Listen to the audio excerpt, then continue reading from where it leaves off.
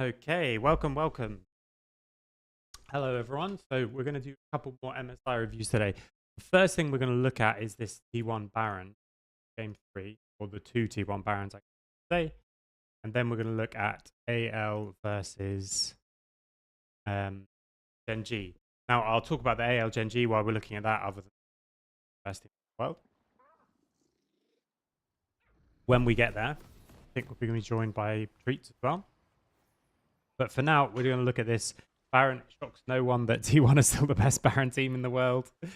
Changing out. Top laner hasn't changed that. But I want to look at it in a little bit more detail because, like, at this stage of the game, yeah, they've got the soul threat.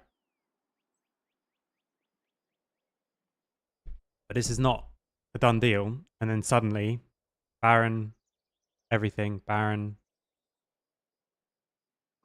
This is the first one, right? Not. Yeah. I don't know where the second one is. Oh, they actually don't do the second one?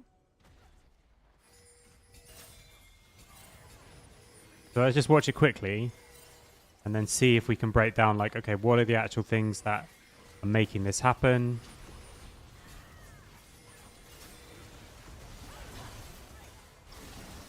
How do they end up getting it into a 50-50 state or however it is? Again, I'll look at it in more detail. I just want to check. I feel like they did too. They did it twice. Or did they just... Maybe the second one is they didn't actually do it. They just pulled people in to the Baron and then they killed them at the end of the game. Get through.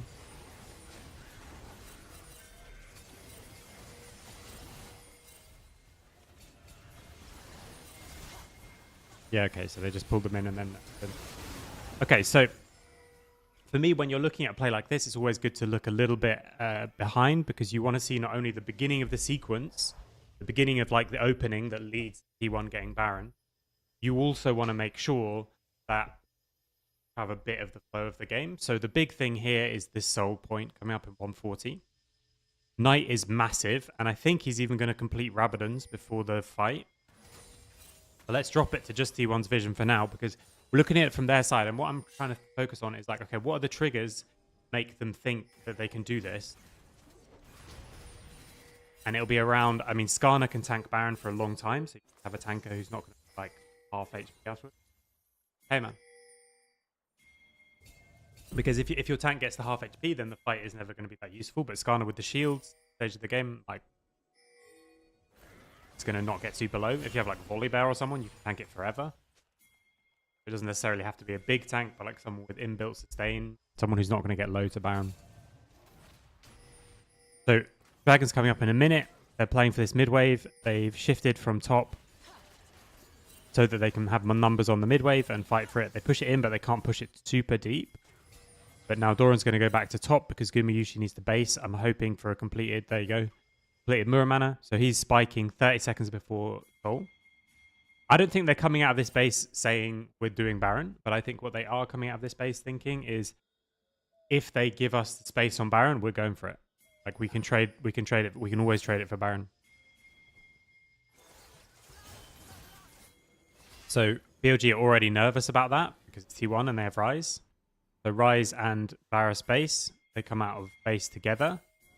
Terrier hasn't put wards down. I'd like him to hold those wards until they have the chance. I hope he does. They pull the Scuttle Crab away. They smite it. Gives vision, clears vision. BLG playing on that side. Rises on mid wave. They now have 4 people on mid. They've cleared top, so Doran is coming across. So all of these are perfect setup. We've got this pushed in already.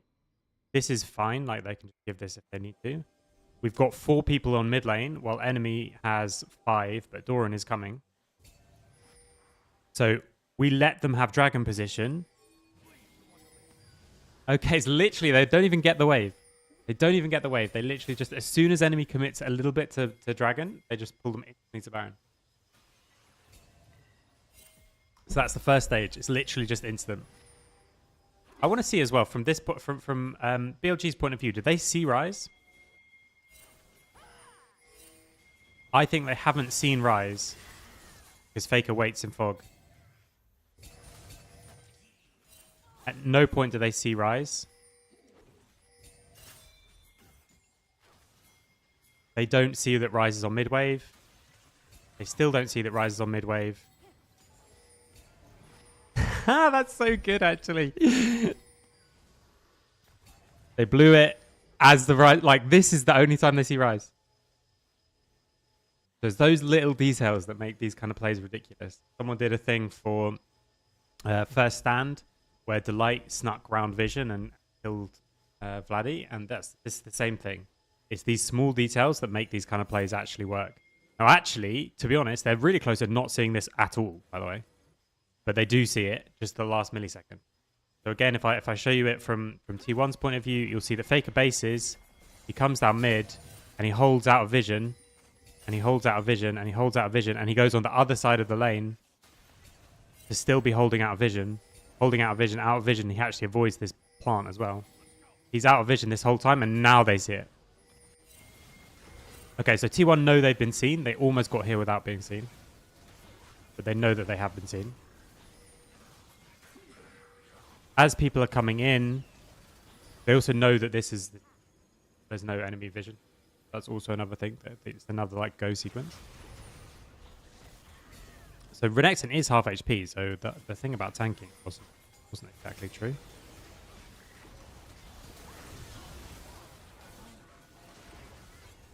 So I think they just flip it, basically. I mean, they don't... They hold some positions. They're throwing poke back and forward. They're just like forcing something to happen. Carrier had this bush and then he gave it up. He didn't go, so they didn't want to like instantly turn. The Baron is now 3k. Vi is quite far away. Gets body slammed into the pit. They're literally just using the fact that Varus Q with the W. He has W'd it, right? It's literally just Varus Q? Or not? Okay. So Varus is holding WQ.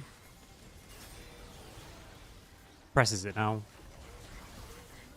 So they just do this because they're going to smite it at 1.9k. So they say this is not a 50-50, therefore we don't need to play for the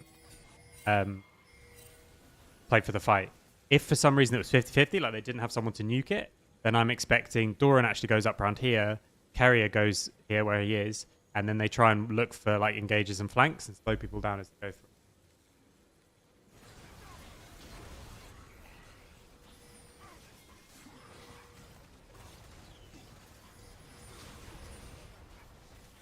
I mean, if Ambessa ults here with Alistar combo still up and Renekton stun, Fury, fun time.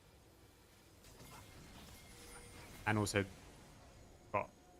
I think if Ambessa ults in like this, 1v5...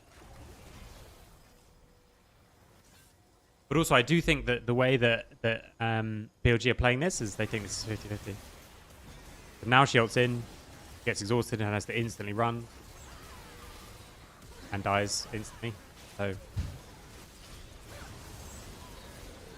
why she didn't ult in? I mean, the back of the like this fight is kind of separate to what I'm looking at for this exact play. So it's literally just okay. So now I changed my mind. When they're coming out of base, they think, okay, we have the Varus Q and Smite, so we are uncontested on Baron. If it ever gets to 2k, we can kill it. They can't, and that's literally enough. And Faker plays the vision really well around mid lane, and then they get it. But also, I think some variance in the game is not that bad when they're not in like really good spot. If you're 3 or 4k up, I don't think you ever do that. But when the game is really even, then it becomes a much better play. So current game state also impact. I mean, if you ult before the Baron's taken, they still kill the Baron and kill you. So like if the play is bad for the fight, then it's bad for the fight before the Baron and it's bad for the fight after the Baron. Okay, so now the second one. This obviously now they are ahead. They were 4k and Soul. But maybe they're just super confident in this WQ smite thing.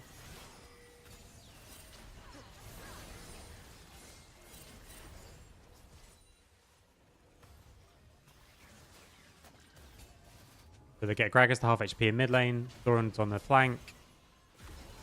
Enemy now runs and is pushed towards the dragon side. And again, they don't even kill the mid wave. Previously, in previous seasons, people used to like one-shot the mid wave and then run for it. But here, they just run for it anyway. But now they're playing much more aggressively for a fight because they're in a good fight position. Ryze comes through. Doran is waiting for them to come round. And again, if you switch position...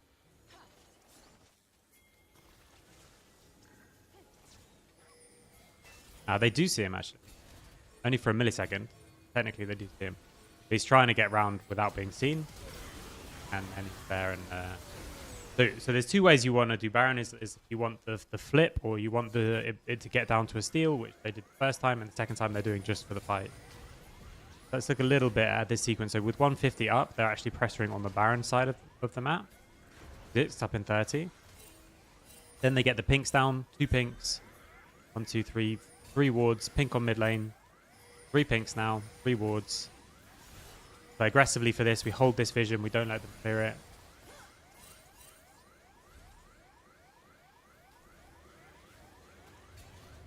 Now Doran comes around, starts tanking up the next wave, but gets pushed away so that he can't just take it. There you go. Okay.